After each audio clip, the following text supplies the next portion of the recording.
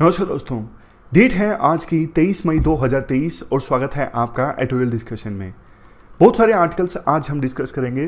3 the Hindu के, फिर एक इंडियन एक्सप्रेस का, फिर 3-4 आर्टिकल्स द हिंदू के मेंस पर्सपेक्टिव से डिस्कस करेंगे। काफ़ी सारे आर्टिकल्स हो जाएंगे। ये आर्टिकल मैंगलोर एयरपोर्ट और दूसरे एयरपोर्ट के रनवेज की सेफ्टी से संबंधित हैं, 2000 के नोट वापसी से संबंधित। अब तो देखो, जब 10 एक आर्टिकल्स डिस्कस करने होते हैं ना, सबको बताने में बहुत ज़्यादा टाइम लग जाएगा। खैर, ये क्वेश्चन आपको अटेम्प्ट करना है। आज रिजल्ट आने वाला है ना, 2022 का फाइनल रिजल्ट आज आ जाएगा। अपनी कम्युनिटी के बहुत सारे लोग हैं जिन्होंने इंटरव्यूज दिए हैं। देखते हैं, excited for the result. Question ये है आज जो आपको अटेम्प्ट करना है, son preference resulting in gender based discrimination.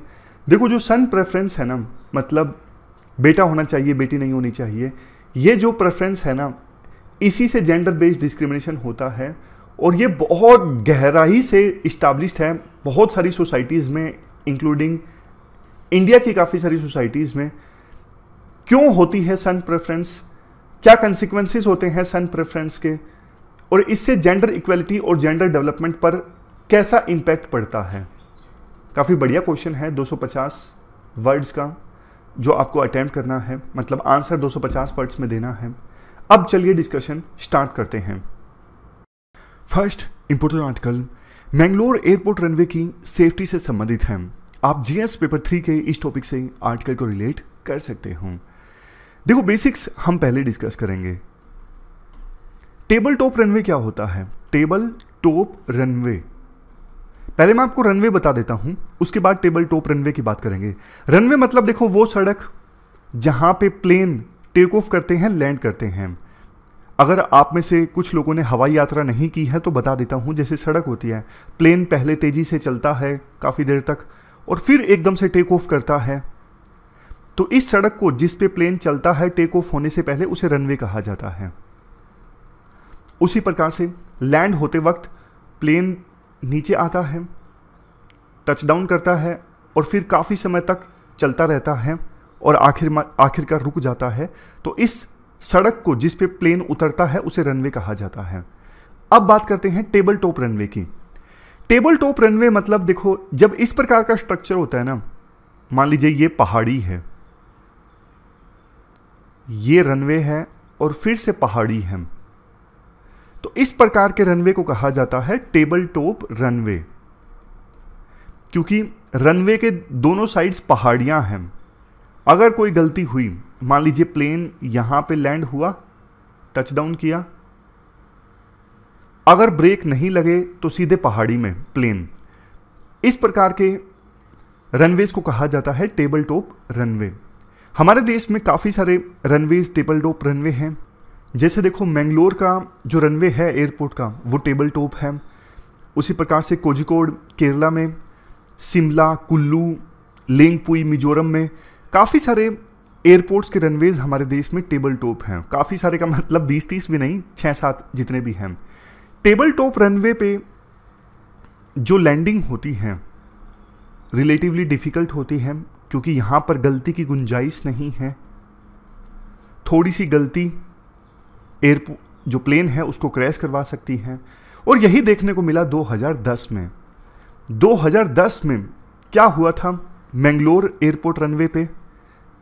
जैसे ये मान लीजिए रनवे है, अब पायलट ने क्या किया, यहां पे प्लेन उतारा, थोड़ा आगे जाके, कायदे से यहां उतारना चाहिए था। यहां उतारा होता तो प्लेन उतरने के बाद थोड़ा चलता और धीरे धीरे स्पीड कम हो जाती, लेकिन पायलट ने यहां उतारा बीच में। अब एकदम से बीच में उतारा, स्पीड काफ़ी हाई, और जहां पे रनवे ख़त्म होता है ना, वहां पे प्लेन की स्पीड ज़्यादा कम हुई नहीं और वो प्लेन गया सीधा खाई में। बहुत लोगों की जान चली गई थी। 158, 2010 की ये घटना है। तो ये रिस्क होता है टेबल टॉप रनवे के साथ में। अगर टचडाउन काफ़ी लेट हुआ है, टचडाउन मतलब जहां पे प्लेन ने लैंड किया है वो काफ़ी दूरी पर लैंड कर दिया है, तो फिर आगे स्पेस कम बच जाता है, क्योंकि रनवे ऑलरेडी छोटा है। तो फिर हादसे की जो गुंजाइश है, हादसे की जो संभावना है, वो बढ़ जाती है। अब देखो ये हादसा हुआ 2010 में। राइटर ये कहना चाहते हैं कि जब ये रनवे बन रहा था ना, तो 1997 में एक PIL फाइल की गई थी। कर्नाटक हाईकोर्ट ने उसे डिसमिस कर दिया। PIL में कहा गया था कि जो मैंगलोर में रनवे बन रहा है ये स्टैंडर्ड्स को मीट नहीं करेगा, आप एक्शन लीजिए। कोर्ट ने एक्शन नहीं लिया। 2022 में एक नई PIL फाइल की गई कर्नाटक हाईकोर्ट में कि देखो अगर गलती हुई तो सीधा खाई में गिर जाएगा प्लेन, लेकिन ये PIL भी डिसमिस कर दी गई। बाद में रनवे ऑपरेशनल हो गया। मामला सुप्रीम कोर्ट में भी पहुंचा। सुप्रीम कोर्ट ने भी कहा कि हम देखो इस चीज़ के एक्सपर्ट नहीं है, लेकिन सरकार को सारे एप्लीकेबल लॉज और इन्वायरमेंटल नॉर्म्स को फॉलो करना चाहिए। सरकार ने कुछ नहीं किया और बाद में 2010 में हादसा हो गया। कई तरह की जांच भी हुई।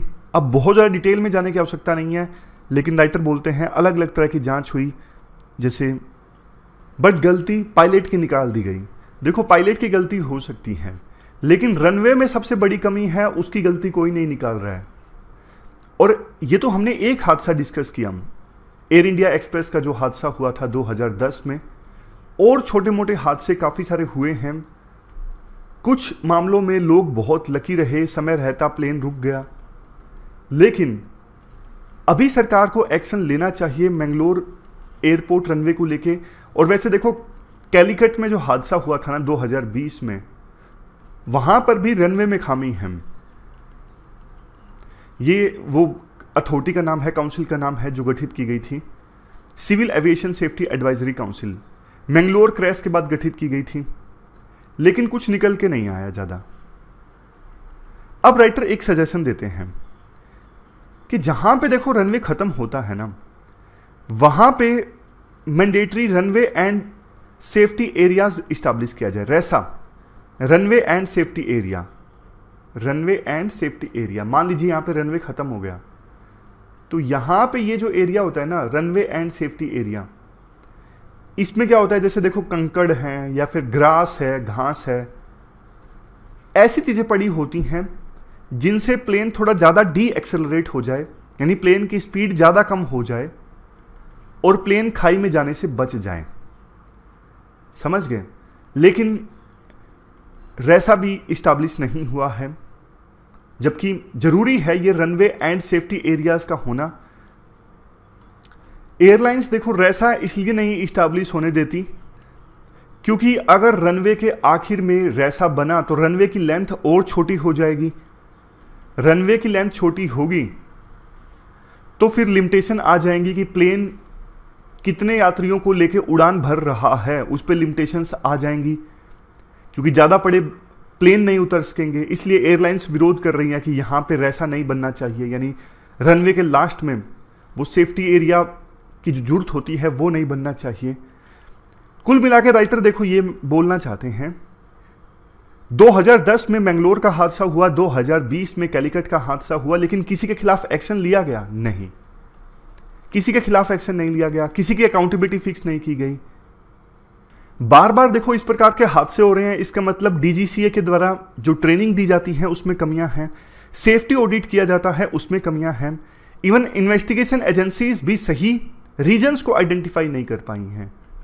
आप एड्रेस करोगे, सेफ्टी इंश्योर करोगे, सबसे पहले तो आप रीजन्स आइडेंटिफाई करोगे ना जिसकी वजह से सेफ्टी खतरे में आती है, लेकिन इन्वेस्टिगेशन एजेंसीज ने रीजन्स को अच्छे से आइडेंटिफाई नहीं किया।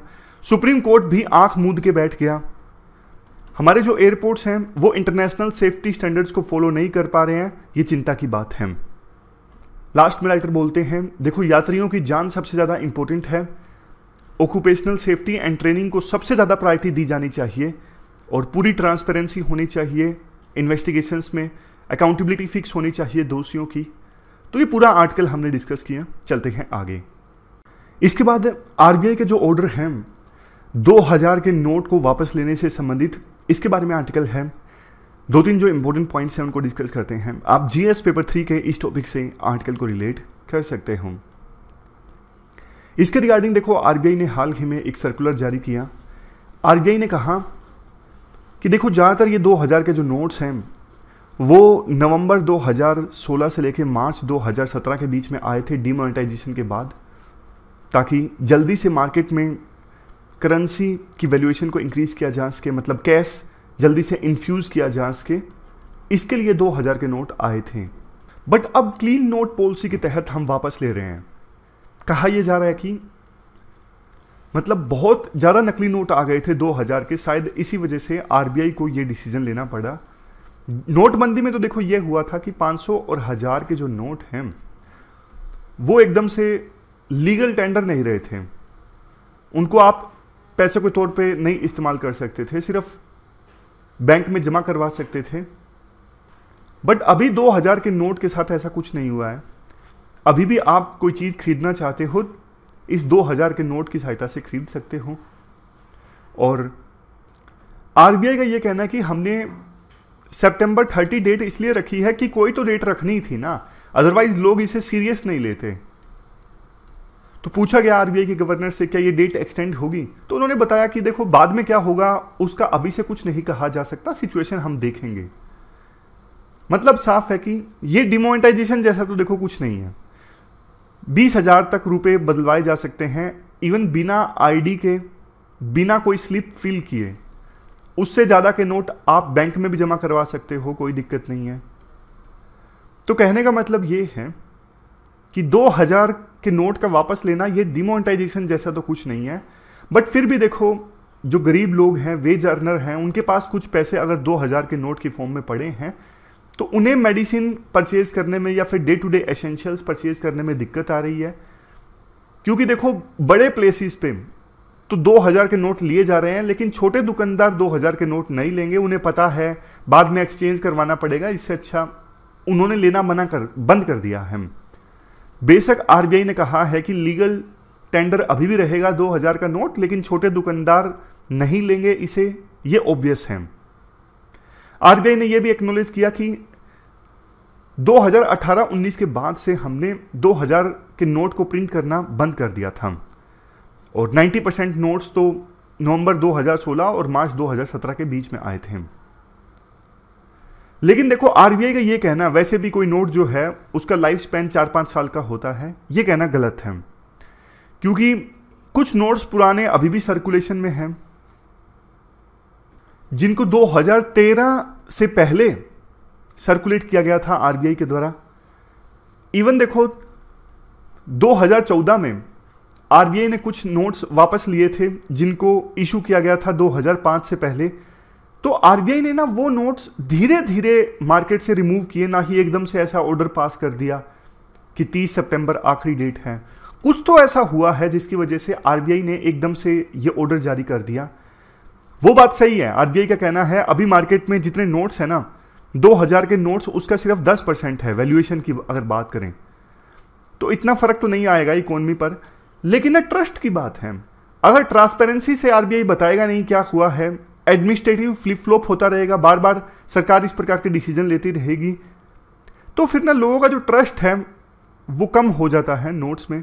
नोट्स के ऊपर लिखा होता है प्रोमिस टू पे द बियरर, गवर्नर अपने साइन करते हैं, तो लोगों का जो ट्रस्ट है वो कम हो जाता है बार बार कि हाँ यार ये नोट तो कभी भी वापस हो सकते हैं। ऐसा नहीं होना चाहिए। तो ये पूरा आर्टिकल हमने डिस्कस किया। अब अगला जो आर्टिकल है वो G7 के समिट के बारे में है। आप जीएस पेपर सेकंड के इस टॉपिक से आर्टिकल को रिलेट कर सकते हो। हिरोशिमा में G7 का समिट हुआ। हिरोशिमा प्लेस काफ़ी ज़्यादा सिग्निफिकेंट है। सिग्निफिकेंट इसलिए 1945 में यहीं पर यूएसए ने न्यूक्लियर बम गिराया था, तो यहाँ पे समिट का होना एक प्रकार से ग्लोबल पीस के लिए सॉलिडेरिटी को यानी एकजुटता को दर्शाता है कि ये G7 कंट्रीज एकजुट हैं ग्लोबल पीस के लिए। एक स्पेशल स्टेटमेंट भी इशू की गई, Hiroshima vision statement on nuclear डिसआर्मामेंट, कि न्यूक्लियर वेपन्स कम से कम किए जाएं और ज़्यादा देशों को रोका जाए न्यूक्लियर वेपन्स हासिल करने से। यूएसए के राष्ट्रपति जो बाइडन दूसरे ऐसे अमेरिका के सिटिंग प्रेसिडेंट हैं जिन्होंने हिरोशिमा में विजिट किया। ज़ेलेंस्की जो यूक्रेन के राष्ट्रपति हैं उन्होंने भी सरप्राइजिंगली विजिट किया। प्रधानमंत्री मोदी ने भी उनसे मुलाकात की। प्रधानमंत्री मोदी ने स्टेटमेंट दी, यूक्रेन क्राइसिस जो है one of the humanity was significant, मतलब ह्यूमैनिटी के लिए बहुत ज़्यादा सिग्निफिकेंट है यूक्रेन के क्राइसिस। G7 के मेंबर्स ने यूक्रेन के इशू पर एक अलग से स्टेटमेंट जारी की जिसमें रशिया के अगेंस्ट सैंक्शंस लगाने की बात कही गई। लेकिन देखो ये नहीं बोला गया कैसे युद्ध को रोका जाएगा, कैसे और ज़्यादा जानों को जाने से बचाया जाएगा। वैसे ब्राज़ील, इंडोनेशिया, वियतनाम, इंडिया, इन सब देशों को इनवाइट किया गया जो ग्लोबल साउथ की आवाज़ को बुलंद करते हैं, ग्लोबल साउथ यानी गरीब देशों की और डेवलपिंग कंट्रीज़ की आवाज़ को उठाते हैं। फिर भी G7 की जो स्टेटमेंट है, G7 का जो समिट है वो बताता है कि वर्ल्ड जो है वो पहले से ज़्यादा पोलराइज्ड है। पोलराइज्ड होने का मतलब डिवाइडेड है वर्ल्ड। देखो G7 जो ग्रुप है ना, अब इतना स्ट्रॉन्ग ग्रुप नहीं है। G7 के जो मेंबर कंट्रीज हैं वो ग्लोबल जीडीपी का 1/3 जीडीपी रखते हैं। वर्ल्ड की जितनी टोटल पॉपुलेशन है उसका 1/10 सिर्फ G7 कंट्रीज में है। G7 में ज़्यादातर देश यूरोप के हैं, अगर जापान को छोड़ दिया जाए। यूएस तो वेस्टर्न कंट्री है, यूरोप का पार्ट नहीं है, लेकिन सोच आपको पता है यूरोप से मिलती जुलती है। और G7 में अब तो रशिया भी नहीं है। जब से रशिया ने क्रीमिया को एनेक्स किया, क्रीमिया को हड़पा, जॉर्जिया पे अटैक किया, तो G7 से रशिया को निकाल दिया गया। फास्टेस्ट ग्रोइंग इकोनॉमीज जैसे चाइना और इंडिया भी G7 में नहीं है। तो G7 ग्रुप अब उतना स्ट्रॉन्ग नहीं है जितना पहले हुआ करता था। आज के समय में G20 की वैल्यू ज़्यादा है। G20 की प्रेसिडेंसी इंडिया के पास है, तो उम्मीद ये है कि G20 के समिट में कुछ बढ़िया इश्यूज़ को उठाया जाएगा, बढ़िया स्टेटमेंट जारी की जाएंगी ग्लोबल इश्यूज़ को लेके। हालांकि देखो G7 ने भी ना कुछ बातें तो अच्छी अच्छी बोली, जैसे ट्रांसपेरेंट फाइनेंसिंग एंड डेप्ट सस्टेनेबिलिटी। जैसे चाइना पे आरोप लगता है कि चाइना दूसरे देशों को, डेवलपिंग कंट्रीज़ को या फिर गरीब देशों को डेट ट्रैप में फंसा लेता है, तो G7 ने बोला कि डेवलपिंग कंट्रीज़ को लोन मिले तो वो देखो ट्रांसपेरेंट होनी चाहिए, कंडीशंस वेग ना हो, डेट ट्रैप में ना फंसे, डेप्ट सस्टेनेबल होना चाहिए कि थोड़ा थोड़ा करके कंट्रीज चुका सकें। तो ये चाइना की तरफ निशाना था। दूसरा, G7 ने ये भी माना कि जो डेवलप कंट्रीज हैं उनका पास्ट में कंट्रीब्यूशन रहा है ग्लोबल वार्मिंग में और ग्रीन हाउस गैसेस के एमिशन में, तो इसके लिए डेवलप्ड कंट्रीज को कंपनसेट करना चाहिए, गरीब देशों को और डेवलपिंग कंट्रीज को। बात तो बोली गई, बट देखो कोई कॉन्क्रीट एक्शन नहीं लिया गया।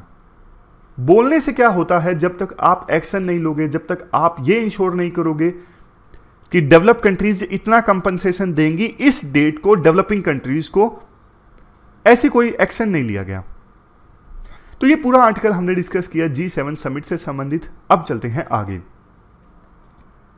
अगला आर्टिकल अब देखो वुमेन एंड क्लाइमेट चेंज से संबंधित है। मान लीजिए मेंस में क्वेश्चन पूछ लिया जाए, वुमेन एंड क्लाइमेट चेंज का आपस में क्या लिंक है।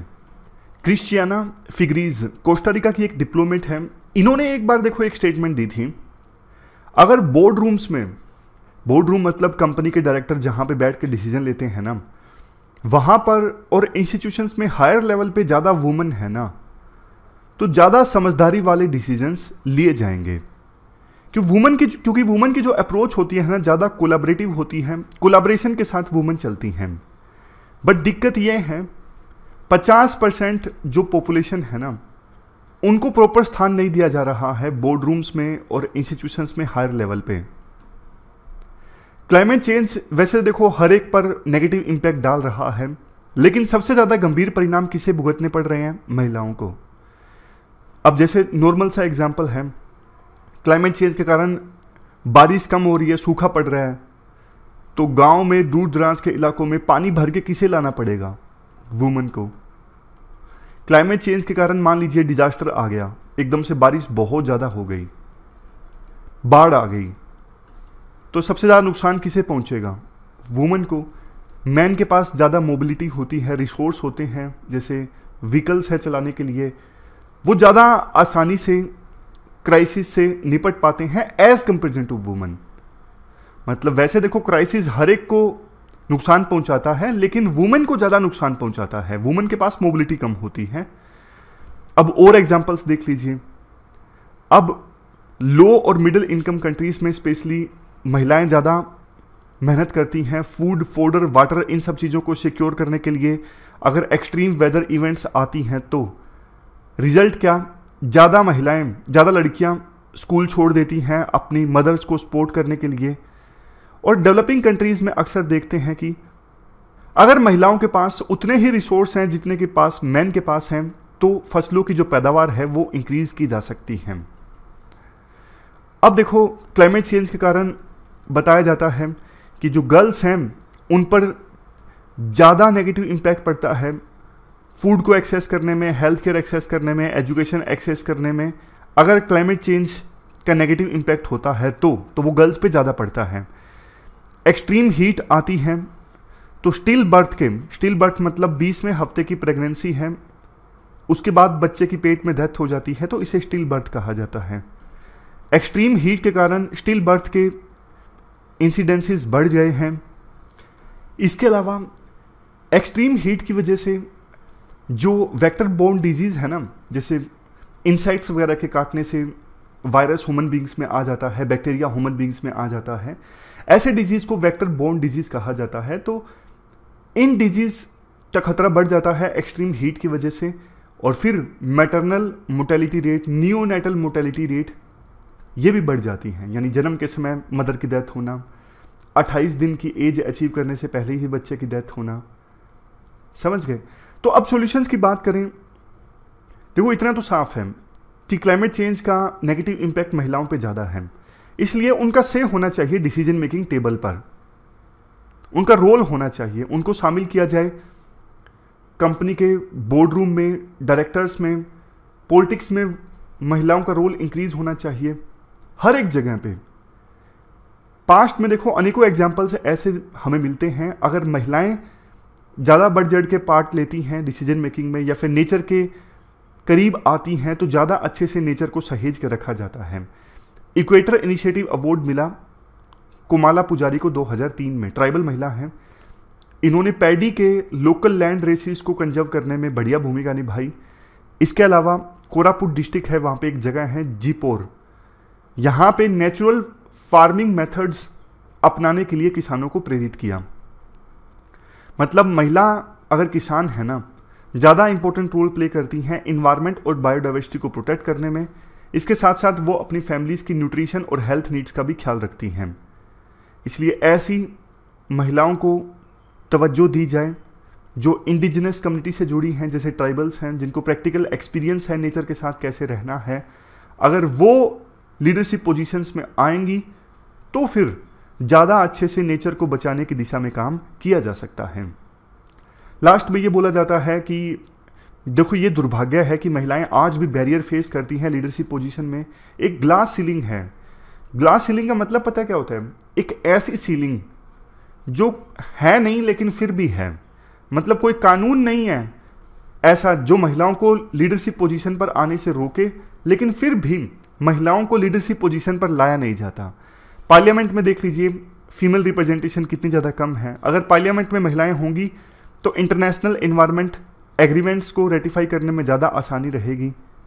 अगर महिलाएं लीडरशिप में रहेंगी तो विभिन्न देश एमिशन को ज़्यादा ट्रांसपेरेंसी से बताएंगे कि हमारे देश से एमिशन कितना ज़्यादा हुआ है। तो कुल मिला के कंक्लूजन ये निकलता है, महिलाओं का लीडरशिप पोजीशन में होना चाहिए अगर नेचर को कंजर्व करना है, क्लाइमेट चेंज को एड्रेस करना है तो। अब हम हिंदू के कुछ इंपॉर्टेंट आर्टिकल्स डिस्कस कर लेते हैं। इसके बाद देखो next article 3rd FIPIC summit से संबंधित है। FIPIC क्या है? Forum for India Pacific island cooperation. Forum for India Pacific island cooperation. Pacific region में जो ये छोटे छोटे आइलैंड कंट्रीज है ना, जैसे देखो कुक आइलैंड्स, मैं निकाल लेता हूँ एक सेकेंड। जैसे देखो cook islands, Fiji, Marshall Islands, Nauru, ये छोटे छोटे आइलैंड कंट्रीज हैं पैसिफिक ओशन में। तो इनके साथ मिलकर ये फोरम इंडिया ने इस्टेब्लिश किया था 2014 में, जिसका नाम है forum for India Pacific island cooperation, FIPIC. तो ये तीसरा समिट हाल ही में ऑर्गेनाइज हुआ था मोर्स बाय में। मोर्स बाय में तीसरा समिट ऑर्गेनाइज हुआ। पहला 2014 में हुआ था, उसके बाद 2015 में हुआ, अब 2023 में तीसरा समिट ऑर्गेनाइज हुआ है। टोटल 15 कंट्रीज हैं, मेंबर हैं इसके फिपिक के, एक इंडिया, बाकी ये 14 आइलैंड नेशंस पैसिफिक ओशन के।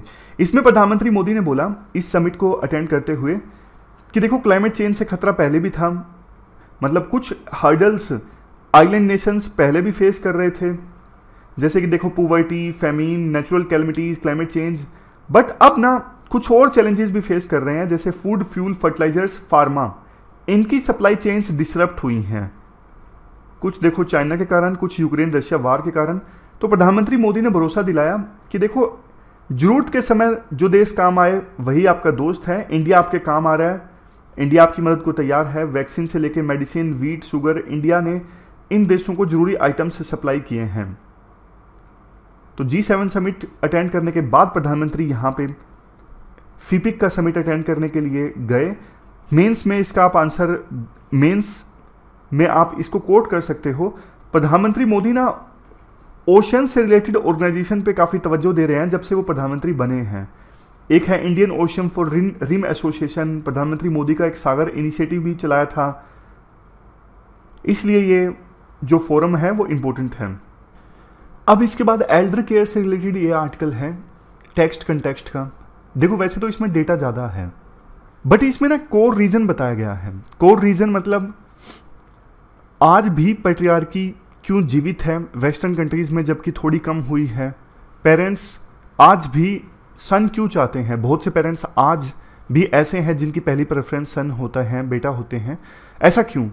उसका देखो सिंपल रीज़न जो आपको भी पता है। बहुत सारे पेरेंट्स को ये लगता है कि बेटे जो हैं, लड़के जो हैं, वो बुढ़ापे की लाठी हैं, बुढ़ापे का सहारा हैं। लड़की की शादी हो जाएगी, वो अपने इनलास का ख्याल रखेगी, लेकिन लड़का हमारा ख्याल रखेगा, हमें पैसे देगा, हमारी केयर करेगा। ये सबसे बड़ा कारण है सन की प्रेफरेंस का।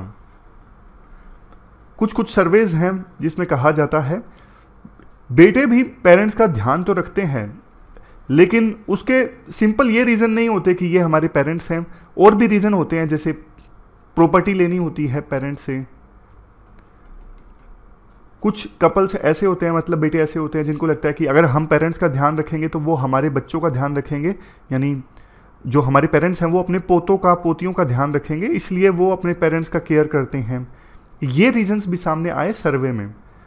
हालांकि एल्डर्स ने ये जरूर बोला कि जो बेटियां हैं जिनकी शादी हो जाती है, बेशक वो शादी के बाद हमें फाइनेंशियल सपोर्ट नहीं दे सकती, लेकिन इमोशनल सपोर्ट उनके द्वारा बहुत ज़्यादा प्रोवाइड किया जाता है। तो ये पैट्रियार्की है जो भी डेटा सामने आया। वेस्टर्न कंट्रीज़ में जो बूढ़े लोग हैं ना, ज़्यादा सिक्योर फील करते हैं क्योंकि वहाँ पे पेंशन की कवरेज ज़्यादा है। वहाँ पे बूढ़े लोग जो हैं, एल्डर्स हैं, अपने बेटों के ऊपर डिपेंडेंट नहीं है पैसों के लिए, क्योंकि वहाँ पे इंश्योरेंस सिस्टम, पेंशन सिस्टम काफ़ी स्ट्रोंग है। तो इंडिया में भी पेंशन सिस्टम को स्ट्रोंग बनाने की आवश्यकता है, वैसे तो पूरे भारत में, लेकिन सबसे पहले हरियाणा जैसे राज्यों में जहाँ पे पैट्रियार्की और भी ज़्यादा है, वहाँ पे अगर बूढ़े लोग फाइनेंशियली इंडिपेंडेंट रहेंगे ना ओल्ड एज में भी, तो उनकी सन के ऊपर जो डिपेंडेंस है ना वो कम हो जाएगी, और सन की जो प्रेफरेंस है वो भी कम हो जाएगी। धीरे धीरे अब तो देखो एल्डर पॉपुलेशन और भी बढ़ रही है। 2011 में जो एल्डर पॉपुलेशन थी उससे 3 गुना हो जाएगी 2050 आते आते एल्डर्स की पॉपुलेशन। तो ये पूरी न्यूज़ थी। इसके बाद देखो अगली न्यूज़ एक बिल से संबंधित है जो अगले सेशन में आएगा। अभी देखो कोई भी बर्थ रजिस्टर होती है, डेथ रजिस्टर होता है, ये सब इलेक्टोरल रोल से लिंक हो जाएगा। तो बार बार जो इलेक्शन कमीशन को इलेक्शन से पहले ये बोलना पड़ता है ना, जिसका वोट नहीं बना है वोट बनवा लीजिए, वो सारा झंझट ही खत्म हो जाएगा, क्योंकि बर्थ रजिस्टर हुआ है, डेथ रजिस्टर हुआ है, इससे अपने आप इलेक्टोरल रोल जुड़ जाएगा, कट जाएगा। जैसे आज किसी का जन्म हुआ 23 मई 2023 को, तो जब वो 18 साल का होगा उसका अपने आप वोट बन जाएगा। मान लीजिए किसी की डेथ हो गई तो उसका वोट अपने आप कट जाएगा, ये आपस में लिंक हो जाएगा, तो चीज़ें बहुत आसान हो जाएंगी। आगे आगे देखो डिजिटल टेक्नोलॉजी से चीज़ें सच में बहुत ज़्यादा आसान हो गई हैं। ये चीज़ देखो वेलफेयर स्कीम्स का लाभ लेने के लिए भी काफ़ी ज़्यादा ज़रूरी है। बिल अगले पार्लियामेंट्री सेशन में आएगा। हालांकि देखो 2021 तक ना सेंसस कंडक्ट हो जाना चाहिए था, सेंसस कंडक्ट अभी तक नहीं हुआ है, इसे इनडेफिनेटली पोस्टपोन कर दिया गया है। देखने वाली बात होगी कब होगा। वैसे हर 10 साल बाद सेंसस कंडक्ट होता था 1872 के बाद से ही, लेकिन इस बार कोविड-19 के कारण नहीं हुआ। तो ये पूरी न्यूज़ थी। अब इसके बाद एक और अच्छी न्यूज़ है। Education ministry holds meet on Parakh aimed at unifying 60 school boards. हमारे देश में देखो अलग अलग राज्य हैं, अलग अलग यूटी हैं, उनके अलग अलग एजुकेशन बोर्ड्स हैं, हरियाणा बोर्ड, पंजाब शिक्षा बोर्ड। अब देखो उनका ना असेसमेंट का तरीका भी अलग अलग है। कुछ स्कूल बोर्ड ऐसे हैं, एजुकेशन बोर्ड ऐसे हैं जो स्ट्रिक्ट मार्किंग करते हैं, कुछ ऐसे हैं जो लिबरल चेकिंग करते हैं। अब 10वीं का स्टूडेंट है, अब हरियाणा बोर्ड में 10th में 70% भी आए तो ये एक अच्छा स्कोर माना जाता है, सीबीएसई में 90 भी आए तो उसे ज़्यादा अच्छा नहीं माना जाता। मैं सिर्फ एग्जाम्पल देके आपको समझा रहा हूँ। तो कहने का मतलब ये है असेसमेंट का जो तरीका है ना वो अलग अलग है अलग अलग स्कूल बोर्ड्स का। तो एजुकेशन मिनिस्ट्री ने एक कोशिश स्टार्ट की है कि ना परख मतलब नेशनल असेसमेंट सेंटर की सहायता से अलग अलग जो स्कूल बोर्ड्स हैं हमारे देश में उनको यूनिफाई किया जाए ताकि उनका असेसमेंट थोड़ा कॉमन हो। ये जो परख है ना नेशनल असेसमेंट सेंटर, इसको सेटअप किया गया है एज ए ऑर्गेनाइजेशन एनसीईआरटी के अंतर्गत। मैंडेट परख का ये है, यानी नेशनल असेसमेंट सेंटर का ये है, अलग अलग जो स्कूल बोर्ड्स है ना उनको एक मंच पे लेके आना, कॉमन प्लेटफॉर्म ये काम करेगा, स्कूल बोर्ड्स को गाइड करेगा, आप ऐसे असेसमेंट कीजिए। इससे इक्विलेंस आ जाएगी स्कूल बोर्ड्स में, तो फिर दिक्कत नहीं आएगी। अब कई बार दिल्ली में आईएएस की तैयारी करने के लिए अलग अलग स्टेट से स्टूडेंट आते हैं, वो बोलते हैं हमारे +2 में 10th में कितने मार्क्स हैं। वैसे कोई फर्क ही नहीं पड़ता 10th और +2 के मार्क्स का यूपीएससी से क्लियर करने से। एक नॉर्मल सी आपको बात बता रहा हूँ, तमिलनाडु का स्टूडेंट बोले मेरे +2 में 80% है, पंजाब वाला स्टूडेंट बोले मेरे 60% है। अब वहाँ के 60% भी 90% के बराबर हैं, तो ये दिक्कतें नहीं आएंगी, समझ गए। और ये तो नॉर्मल सी बात है, कई सारे एग्जाम्स ऐसे होते हैं जिसमें 10th और +2 के मार्क्स की वेटेज होती है, वहाँ पे तो दिक्कत और भी आती है। तो देखो ये हमने आज इंपॉर्टेंट न्यूज़ डिस्कस की। फिलहाल इस डिस्कशन में इतना ही है। Thank you very much for discussion.